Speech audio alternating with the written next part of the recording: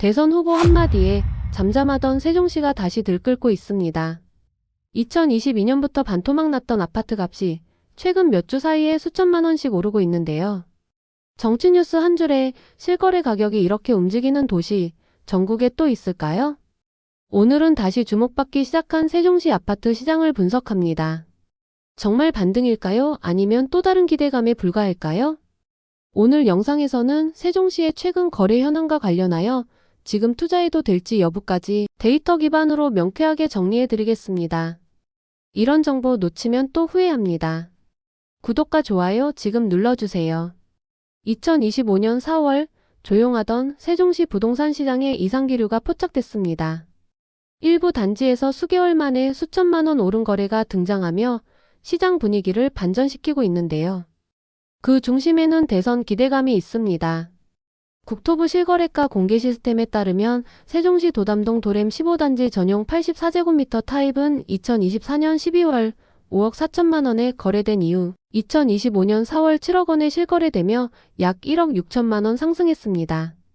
불과 넉 달 사이 상승률 30%에 달하는 변화입니다.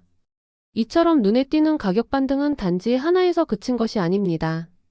나성동 나리제 2단지의 경우 전용 면적 99제곱미터의 경우 2025년 2월 10억 8천만 원에서 4월 12억 8천만 원으로 거래되며 약 2억 원의 차이를 보였습니다. 보람동 흐려울 10단지의 경우에도 전용 98제곱미터가 2025년 2월 6억 9천만 원에서 4월 7억 8천만 원에 거래되며 약 9천만 원 이상이 상승했습니다. 이 단지는 한때 최고가가 12억이 넘던 곳입니다. 하락폭이 컸던 만큼 반등 속도도 빠르게 나타난 겁니다. 이러한 움직임은 정책 기대감이 배경입니다.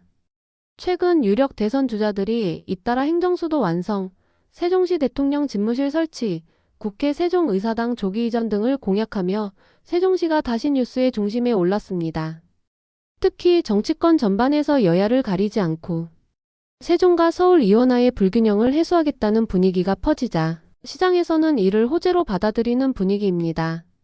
2020에서 21년 세종시 부동산은 분양가 5억짜리 아파트가 14억까지 치솟으며 지방 중 최고 상승률을 기록한 바 있습니다. 당시와 다른 점이 있다면 지금은 실수요보다는 기대감에 선제적으로 움직이는 투자자들이 많다는 점입니다. 실제로 KB 주간시세에 따르면 2025년 4월 기준 세종시의 아파트 매매 가격 지수는 0.34% 상승, 전국에서 유일하게 3주 연속 상승세를 기록했습니다. 이는 전국 하락세 속에서도 세종만 소폭 반등하고 있다는 걸 의미합니다. 하지만 여기서 중요한 건 이게 바닥 확인인지 아니면 일시적 반등인지 아직 확신하기 어렵다는 점입니다. 실거래가가 회복된 단지도 있지만 여전히 다수 단지에서는 매수세가 제한적이며 입주 물량이 남아있는 상황입니다. 네이버 부동산 기준 세종시 전체 매물은 2024년 말 7,800건에서 2025년 4월 현재 8,200건으로 소폭 증가한 상태입니다. 그만큼 거래는 일부에 집중되고 시장 전체가 살아났다고 보긴 어렵다는 이야기죠. 서울에 있는 국회, 청와대를 세종으로 이전하겠다. 행정 수도를 완성해 국가 균형 발전을 이루겠다. 앞의 말들은 거의 매 선거 시즌마다 반복되는 말입니다. 그런데 유독 세종시 부동산 시장은 이 발언들에 민감하게 반응합니다. 왜일까요? 첫 번째 이유는 세종시의 구조적인 정체성 때문입니다. 세종은 대한민국 유일의 계획도시이자 행정중심 복합도시라는 특별한 타이틀을 갖고 있습니다. 서울과 다른 점은 이 도시는 존재 자체가 정책에 의해 만들어진 도시라는 것입니다. 즉 정책이 곧 세종의 가치입니다. 두 번째 이유는 경제 기반의 한계입니다.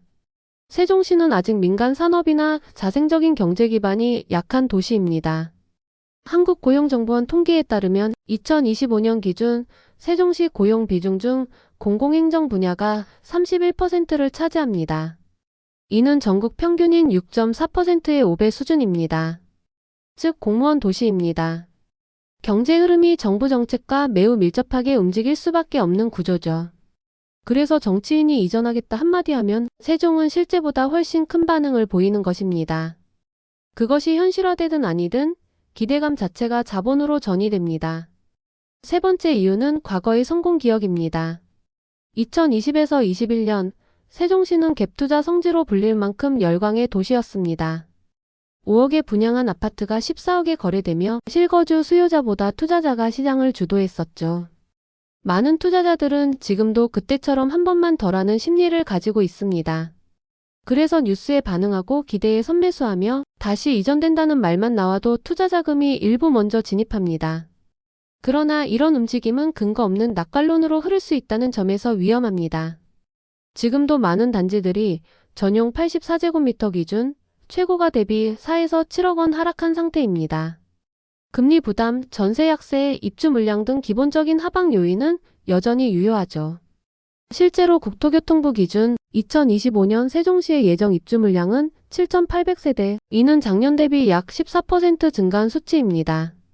즉, 공급 부담은 아직도 진행 중입니다. 하지만 매수자는 빠르게 진입하고 있습니다. 왜일까요? 그건 단기 기대감, 바닥론, 그리고 리스크 감수라는 복합적 심리 때문입니다. 이런 흐름은 자칫 잘못 해석하면 또다시 묻지마 투자로 이어질 수 있습니다. 결론적으로 세종시는 정치 이슈로 심리 반응하며 그로 인하여 실거래가 증가하여 단기 반등하는 구조입니다.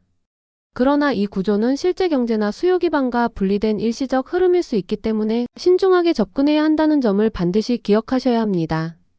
2025년 4월과 5월 세종시 아파트 시장에 나타난 이례적 반등 흐름, 그 중심에는 뚜렷한 실거래가 상승을 보여준 단지들이 있습니다. 이번 파트에서는 실거래 데이터를 기반으로 가장 뚜렷한 회복세를 보인 단지 3곳을 소개하고 왜 이 단지들이 먼저 반등했는지를 분석해 보겠습니다. 1위. 도담동 도램 15단지 힐스테이트. 세종 도담동에 위치한 힐스테이트 전용 84제곱미터는 2024년 12월 5억 4천만 원에 거래된 후 2025년 4월 최고 7억 원에 거래되며 약 1억 6천만 원 상승했습니다. 실제 거래 건수도 2건에서 9건으로 증가해 거래량 자체도 회복세입니다. 도담동은 초등학교 밀집 지역이며 BRT 정류장이 인접하며 상업시설을 모두 갖춘 입지입니다. 정부 세종청사와 직주 근접한 실거주 최우선지로 상대적으로 하락폭이 과도했던 만큼 저점 매수세 유입된 것으로 판단됩니다. 2위. 보람동 호려울 8단지 중흥 S클래스 에코시티. 보람동의 호려울 8단지의 전용 84제곱미터 기준 2025년 1월 5억 5천만 원에서 4월에는 8억 2천만 원으로 약 7천만 원 반등했습니다. 이 단지는 2021년 최고가 13억 8천만 원까지 찍었던 곳입니다. 세종시청 도보권 중심행정타운 인접해 있습니다. 국회 세종이사당 조기 착공 소식이 직접적인 자극이었고 전세가 회복세도 동반하고 있습니다.